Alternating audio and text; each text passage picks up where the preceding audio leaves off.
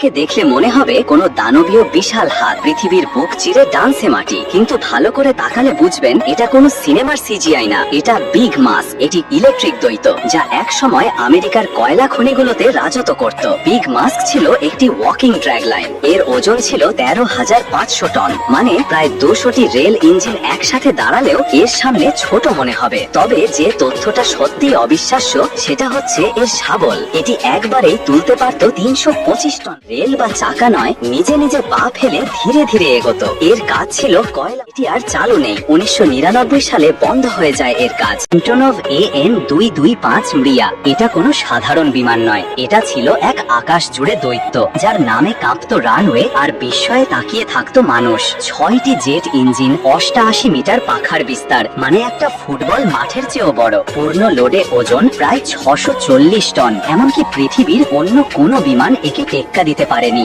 AN-225 মৃয়া মূলত তৈরি হয়েছিল সোভিয়েত স্পেস শাটেল বুলানকে বহন করার জন্য, আর সেটা করত পিঠে করে। একটা আস্ত স্পেস শাটেল বিমান বাহিত করে নিয়ে যেত 1000 কিলোমিটার পথ। এটাই একমাত্র উড়োজাহাজ যেটা দ্বিগুণ ট্রেনের ওজন নিয়ে আকাশে ওড়ার ক্ষমতা রাখে। হাইড্রোপ্লেন বা কার্গো জাহাজ থেকেও ভারী। তৈরি হয়েছিল 1980-র দশকে সোভিয়েত ইউনিয়নের মস্তিষ্ক আর ইউক্রেনের হৃদয় দিয়ে। নাম রাখা হয় মৃয়া, অর্থাৎ দুঃখজনক ভাবে 2022 সালে যুদ্ধের আগুনে পুড়ে গেছে আমাদের সেই স্বপ্ন।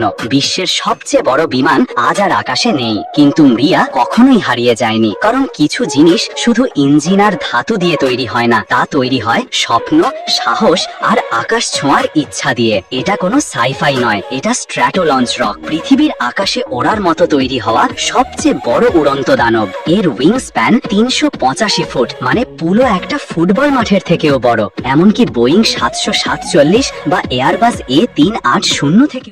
পেগার 2-3 নয়, জন্ম জার্মানির শিল্প শহর গার্সাওয়ালারে, আর এটাই এখন পর্যন্ত মানুষের তৈরি সবচেয়ে বড় স্থলচর। উচ্চতা 3 তলা বাড়ির সমান নয়, বরং 3টি ফুটবল মাঠের সমান। উচ্চতা 315 ফুট, ওজন 14,200 টন, মানে একটার পর একটা 1000 বা 500টি হাতির ওজন একসাথে বসালেও বেগার 239 এর সমান হবে না। এটা বানানো হয়েছিল 1995 সালে, আর তৈরি করতে সময় লেগেছিল প্রায় 5 বছর। ব্যয় হয়েছিল প্রায় 10 কোটি ইউরো। এই মেশিন ওপেন পিট কয়লা খনিতে পাহাড়ের মতো মাটি কেটে কেটে সোজা তুলে ফেলছে। এর বিশাল চাকা, যার প্রতিটায় রয়েছে 18টি বিশাল কাটার শোভেদ বালতি, দিনের পর দিন ঘুরে একাই সরিয়ে দেয় প্রায় 2,40,000 টন মাটি। চোখে পড়লে মনে হবে এটা যেন কোনো সায়েন্স ফিকশন মুভি থেকে উঠে আসা রোবট, যেটা একবার ঘুরলেই ভূখণ্ডের চেহারা বদলে দেয়। তবে এর গতি খুব একটা বেশি না, ঘন্টায় মাত্র 0.6 কিলোমিটার। নিয়ন্ত্রণে থাকে প্রায় 5 জন অপারেটর, আর প্রতিটা অপারেশন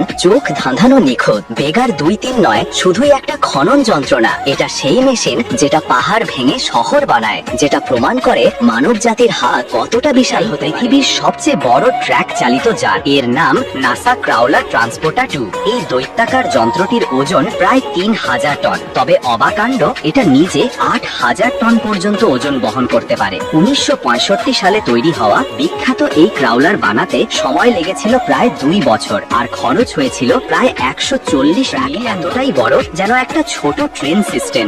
গতি খুব বেশি না, মাত্র 1 মাইল প্রতি ঘন্টা, কিন্তু এই ধীর গতি আসলে অনন্য এক প্রতীক। যাত্রা শুরু হয় মাটি থেকে, কিন্তু গন্তব্য মহাকাশ। ক্রাউলার 2 তৈরি হয়েছিল অ্যাপোলো ও শাটেল মিশনের জন্য, আর এখনো ব্যবহৃত হচ্ছে আর্টেমিস মিশনের জন্য, যেটা আমাদের আবার চাঁদের পথে নিয়ে যাবে। ভেতরের প্রযুক্তি যেমন hydraulic lift system, GPS tracking, এমনকি 16টি ইঞ্জিন একসাথে কাজ করে শুধু এই দৈত্যকে সঠিক ভারসাম্যে চালাতে। আর যখন এটা চলে, বোঝা যায় আর একটা ইতিহাস তৈরি হতে চলেছে।